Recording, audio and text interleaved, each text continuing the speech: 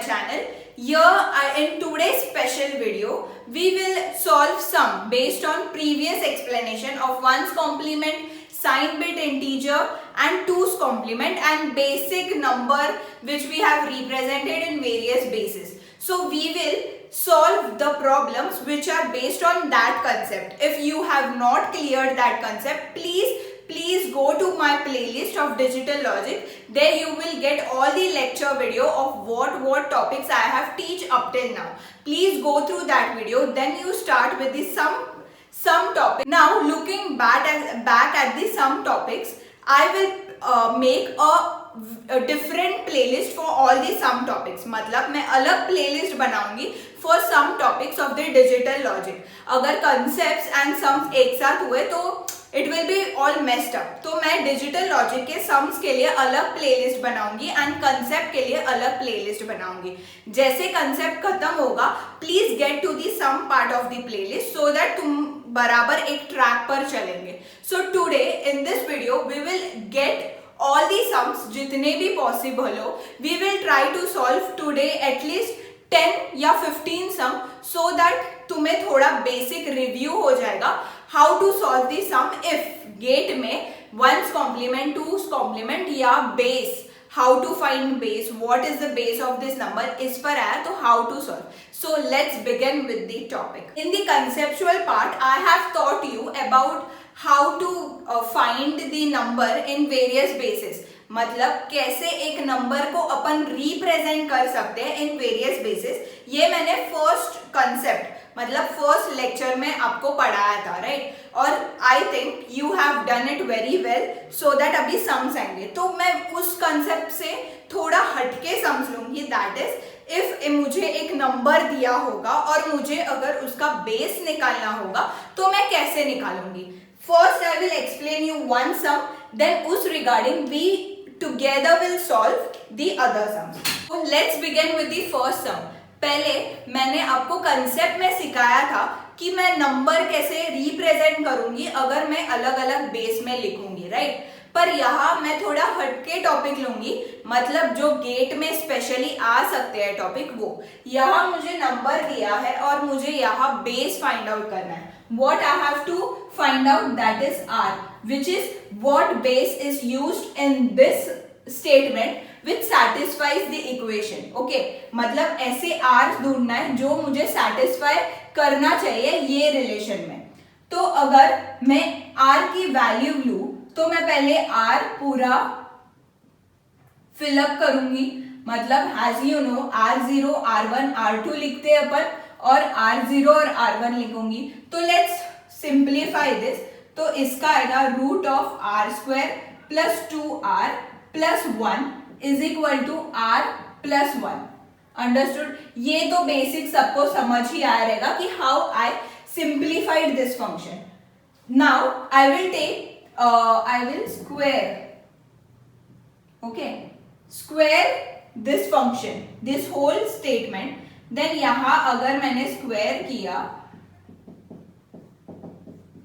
तो ये आता है, राइट? स्क्वायर अगर मैं स्क्वायर करूं और स्क्वायर रूट ये कैंसिल हो जाएगा तो यहां बचेगा R square plus 2R plus 1 और यहां आएगा, ये ब्रैकेट में ओपन करूंगी a प्लस b के फॉर्मूला से, that is R square plus 2R plus 1. यहां a की न्यूमरेटर दिख रहा है, दैट इज 2. तो हमेशा जो मैं R की वैल्यू लूंगी वो हमेशा ग्रेटर होगी 2 से. अगर मैं स्मॉल लूंगी 2 से तो ये कंडीशन सेटिस्फाई नहीं होगा, that is left hand side is equal to right hand side. ये सेटिस्फाई नहीं होगा इफ मैं R की वैल्यू लेस देन 2 लूंगी. इसलिए R की वैल्यू हमेशा 2 से बड़ा होना चाहिए. लेट्स टेक एन एग्जांपल और एज्यूम मैं R की वैल्यू 7 लेती हूँ. Okay, now I will substitute this value in this equation. So मेरी R की वैल्यू आएगी 7 square plus 2 into 7 plus 1 is equal to 7 plus 1. Okay, इसकी वैल्यू अगर मैं डालू तो ये आएगा 49 plus 14 plus 1 is equal to 8 और ये इसकी वैल्यू टोटल आएगी 64 equal to 8. Now as we know 8 into 8 is equal to 64. Therefore 8 is equal to 8. So यहाँ proof हुआ. Hence proof that left hand side is equal to right hand side आया when मैंने x की value greater than 2 ली. So hence proof that left hand side if right hand side आएगा when r की value greater than 2 होगी. So I think I have explained you this first sum. Now I will give you 3 sums. आप थोड़े time pause करके solve करना, okay, and then check the answer out from the board. Based on how I solved the first sum, I have given you listed down 3 sums. The basic sum based on that sum. So first, please pause the video and solve this sum by your own. You will get the answer. I believe in you. So please pause the video and then solve this 3 sums and then start it and correct if मेरा answer आपके answer से right है. Okay. So let's begin with the first sum. First sum is that is root of 144. Root of 144x is equal to 12x. Okay. Now यहाँ x base लिया है. इतना जरूरी नहीं है कि r ही आएगा base in questions of GATE. मैंने आपको कंसेप्ट में भी r सिखाया था, तो इट इज नॉट नेसेसरी कि r आएगा. जस्ट टू सिंप्लीफाई x भी आ सकता है, y भी आ सकता है, z भी आ सकता है, कोई भी अल्फाबेट आ सकता है. तो मैं ये ओपन करूंगी तो what I will get root of x square plus 4x plus 4 is equal to x plus 2. ये मेरी इक्वेशन आएगी. नाउ ये मैं हमेशा एक्सप्लेन नहीं करूंगी कि स्क्वायरिंग करना है. ओके, तो अगर मैंने स्क्वायर किया तो इसकी वैल्यू आएगी दिस, इसकी वैल्यू आ गई. नाउ इसकी वैल्यू आएगी, मतलब अगर मैंने स्क्वायर करने के बाद इसकी वैल्यू आएगी x square plus 4x plus 4. यहां भी देखो this variable are same, right. मतलब 4 वेरिएबल के आगे ही आएगा मेरा, क्योंकि यहाँ इफ मेरा 4 कंसिस्ट है x के इधर, तो x की वैल्यू हमेशा 4 से ज्यादा होनी चाहिए. तो इसका if left hand side is equal to right hand side आ रहा है, तो x की वैल्यू हमेशा ग्रेटर होगी 4 से. इफ x की वैल्यू हमेशा ग्रेटर होगी 4 से, then this condition will satisfy. You can check by taking examples. Okay. Now let's move to the second sum. Moving towards the second sum. The second sum is if I took 1, that is y I took here, and यहाँ आएगा 13y. Okay. Now I will simplify this. तो ये क्या आएगा, y square plus 6y plus 9 is equal to y plus 3. Now as per you know, you brilliant student, squaring करूंगी मैं तो इसकी वैल्यू आएगी दिस एंड इसकी आएगी this. Now again left hand side is equal to right hand side. आ गया left hand side equal to right hand side, right. अभी पहले के इसमें 4 वेरिएबल था, तो दोनों में 4 वेरिएबल था, कांस्टेंट में भी और वेरिएबल साइड में भी. इन फर्स्ट एग्जांपल 2 था और यहाँ 1 था, दोनों में, तो कंफ्यूजन था.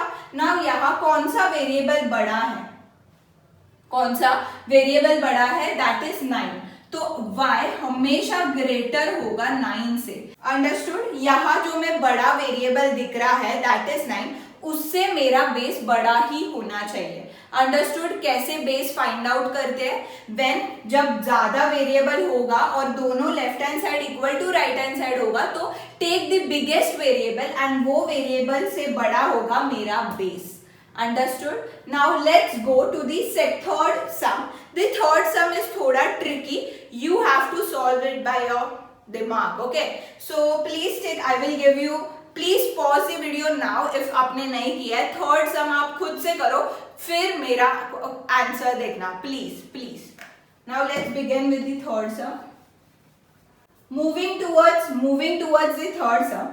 Third sum ने कहा है कि रूट ऑफ 196 ऑफ z था और ये होता है 14, तो कितना बेस लगेगा. Now let's begin to solve this. ये होगा z square plus 9z plus 6 और ये इफ मैंने स्क्वायर किया तो ये होगा z स्क्वायर प्लस 8 प्लस 16 बराबर। ये तो बेसिक आपको पता ही चला रहेगा। अगर मैं यहाँ स्क्वेयरिंग लूं तो ये a प्लस बी स्क्वायर होगा और इसकी वैल्यू ये आएगी, और ये स्क्वायर रूट हट जाएगा तो इसकी वैल्यू ये आएगी। सो यहाँ अभी मैं z स्क्वायर कैंसिल कर सकती हूँ। यस, नाउ 9z, यहाँ मैं 8z को लाऊंगी और यहाँ मैं 6 को माइनस करूंगी। ओके, तो यहाँ z बचता है सिर्फ और यहाँ बचता है 10। तो इसकी प्रॉपर वैल्यू आ गई है।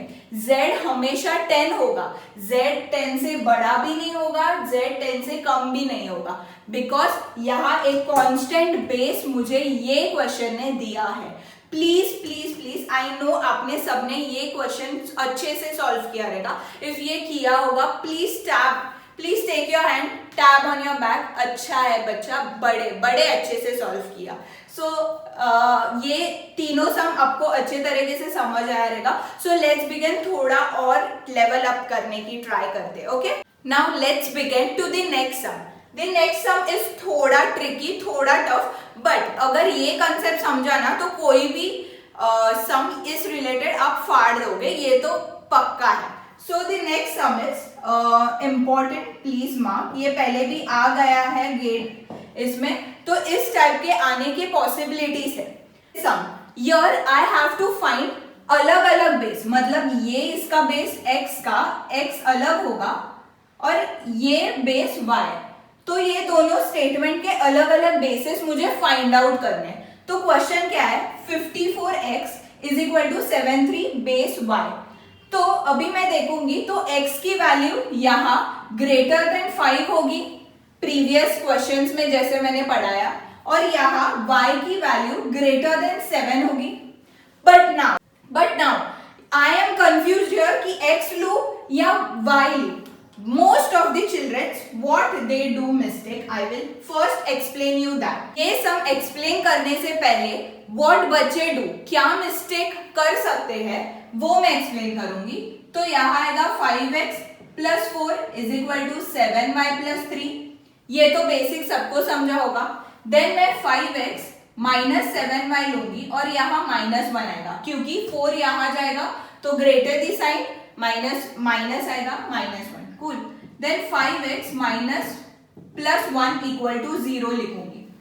Now at this point बच्चे 5x is equal to 7y minus 1 लिखते हैं, x is equal to 7y minus 1 upon 5। Then y की वैल्यू डालेंगे 8 और then they will get the x की वैल्यू something, ये समझो 3 आया। Okay, get x की वैल्यू has 3। Similarly उन लोग y की वैल्यू भी डाल देंगे, जैसे कि -5y डालेंगे, फिर यहाँ -1 जाएगा, ये वाला -xy जाएगा, फिर y equal to 1 plus 5x -7 करेंगे। ठीक है, फिर इधर x की 7 करेंगे और यहाँ x की वैल्यू डालेंगे 3, देन यहाँ y भी 3 आ जाएगा। तो ये method is this wrong? No, ये ऐसे सॉल्व नहीं किया जाता है। द बेसिक नेचर इज, अभी यहाँ x की वैल्यू ग्रेटर देन 5 आएगी, ये अपन को पता है, और y की value greater than 7। The lower the number between these two equation, the higher the degree of x. The lower the number, the highest is the degree. Therefore ये x की degree इससे बड़ी होगी, ये श्योर हुआ। तो y का मैं सब्स्टिट्यूट करूंगी, जैसे कि +3, मैं y की जगह मैं 8 डालूंगी। Okay, now 5x is equal to 7 into 8 plus 3 minus 4. Now 5x is equal to, then 7 into 8 is equal to 56, -1 आएगा, x is equal to 55, x की वैल्यू आएगी 11। This is the correct value of x. The base of 55 is 11. Understood? Now this x I will substitute in y. मतलब यहाँ मैं x की value 55 plus 4 is equal to 7y plus 3, 55 plus 4 minus 3 is equal to 7y. Then यहां I get 1 divide by 7 is equal to x. Now 56 upon 7, तो x की y की value आती है 8. y की वैल्यू आती है 8. So this is the correct way to solve the sum. मतलब x की वैल्यू है 11 और y की वैल्यू है 8. Understood? This sum is very important. कहाँ बच्चे मिस्टेक करते हैं I have explained you, और कहाँ is the right which is the right concept I have explained you. x की वैल्यू कैसे लेते हैं? Lower the number, the higher is the degree. Understood? Lower the number, the higher is the degree. ये part समझा? सबको clear है? Mention without any doubt. Please अगर कोई डाउट होगा रिवाइंड इट. ये सम बहुत इंपॉर्टेंट है. ये सम जैसे आने के चांसेस काफी ज्यादा है. So let's begin to the next sum. The next sum. यहाँ एक मुझे पॉलिनोमियल इक्वेशन दे दिया है और यहाँ मैंने इन लोग ने कहा है कि this equation has two roots. That is r एक रूट है, r1 इज इक्वल टू 3 एक रूट है और r2 इज इक्वल टू 6 ये एक रूट है. तो अपन को निकालना है what is the base of this equation. What is the base मतलब ये r है, जो ये r है what will be the base. Now has I know x square minus 12x plus 24 is equal to 0. This is my equation 1. अगर मेरे पास ये equation के दो रूट्स है तो मैं कैसे लिखूंगी? x माइनस 3 और x minus 6 is equal to 0. Now x is equal to x minus 6 और minus 3 is equal to x minus 6 is equal to 0. Now x square minus 6x minus 3x plus यहां plus आएगा 18 equal to 0. ये यहां तक समझा? ये equation बाद में मुझे ये इक्वेशन से ये मिलेगा. अंडरस्टूड? मुझे ये इक्वेशन मतलब ये अगर मेरे इक्वेशन के दो रूट्स है जो दे दिए हैं देन अपन ने ये पहले भी लाइक 12th में अगर मुझे दो रूट्स दिए रहते हैं इक्वेशन में तो मैं कैसे लिखती थी? x माइनस 3 और x माइनस 6 बराबर. उन दोनों को मल्टीप्लाई करके मुझे और एक इक्वेशन आ जाता, equation 2. Then I will compare this two. अगर ये सेम है बाद में I will go to the x value. मुझे यहाँ बेस फाइंड आउट करना है तो मैं क्या लिखूंगी? 12 का r that is base is equal to 9. ये समझा? I compare this value and this value, I got this. Then मैं सब्स्टिट्यूट करूंगी r plus 2 is equal to 9. Then r की वैल्यू क्या आती है? 9 minus 2, r is equal to 7. ये clear है? क्यों आया 7? क्लियर है क्यों आया 7? बिकॉज मैंने ये दो इक्वेशन को कंपेयर किया. देन आई गॉट 12 और यहाँ माइनस 12 है और माइनस 9 है. Minus minus get cancel, so I wrote 12 with a base r is equal to 9. बाद में I put the equation of r and I got the base is equal to 7. Now similarly I will put this equation. I will compare 24 and 18. So if I compare 24x r is equal to 18, then 2x plus 4 is equal to 18. Then I get x is equal to 14 upon 2, x is equal to 7. दोनों के r की value same है, therefore base is equal to 7. ये equation का जो base है वो 7 है. ये ओवरऑल पूरा मुझे लग रहा है आपको ये सम समझा होगा. Please note it down and mark it has important. ऐसे सम आने के चांसेस है. सो अगर चांस है तो ये ऐसे सम्स अपन को और प्रैक्टिस करना चाहिए. मैंने ये सम्स दिए हैं खुद से भी. Please please please try to solve this types of sum. अगर कोई डाउट होगा please ping me on the comment session, मुझे समझ में आएगा कि यहाँ ये पार्ट आपको थोड़ा थोड़ा नहीं समझ में आया। Okay, I think I have cleared from my side ये 3 टाइप जो मैं मोस्टली आ सकते हैं, how to find the base of a given number और equation. So I have explained you. अगर नहीं समझा है please rewind back and get to that sum again and understand it अच्छे से। Okay, now let's go to the next topic. Now moving to the next topic, I have gave you a list down 2 homework questions. They are very basic, you can do it by your own because जो मैंने पहले concept सिखाया था उसके based पर ही ये दोनों sums है, तो आई थिंक तुम लोग कर सकते हो। और ये जो होमवर्क सम है उसका PDF या उसके आंसर्स प्लीज कमेंट बॉक्स नीचे प्लीज कमेंट बॉक्स में डाल दीजिए, सो दैट मुझे समझेगा कि आपको ये क्वेश्चन आ गया है। और अगर ये नहीं आया है किसी बच्चों के लिए, किसी बच्चों को, then please comment below, then मैं नेक्स्ट जो वीडियो होगा उसमें ये दोनों सम सॉल्व किए जाएंगे मेरे साइड से। And you please check out that इसका आंसर जो आपने जो लिखा है कमेंट बॉक्स में वो राइट है या रॉन्ग। So let's begin. यहाँ मैंने 2 सम दिए, लेट्स बिगिन। यहाँ मैंने 2 सम दिए। पहले क्वेश्चन में एक क्यूबिक इक्वेशन है और उसके 3 रूट्स है जो कि है 3, 4, 5, जो मैंने अभी पीछे वाले सम में सिखाया उस पर बेस्ड है। एंड सेकेंड सम में you have to find the base of what are the value of X and Y, और 4 पॉसिबल इक्वेशंस दिए, लाइक 4 पॉसिबल वैल्यू दिए, इसमें से एक राइट होगा। So please comment below. अगर आपको नहीं आया है तो वो भी कमेंट करो, सो दैट मेरे को समझेगा और मैं नेक्स्ट वीडियो में ये सम सॉल्व कर दूंगी। Okay, please take a note of this sum in your notebook. I give you 3 minutes to note this down. Moving towards the next question, यहाँ लिखा है range of values in decimal that can represent in given x number of bits.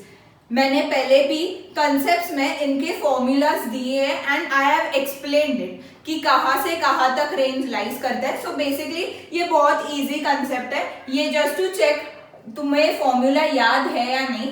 So I have wrote this question. Sine magnitude का range है -2 to x -1 -1 to +2 to x -1 -1, ये right है।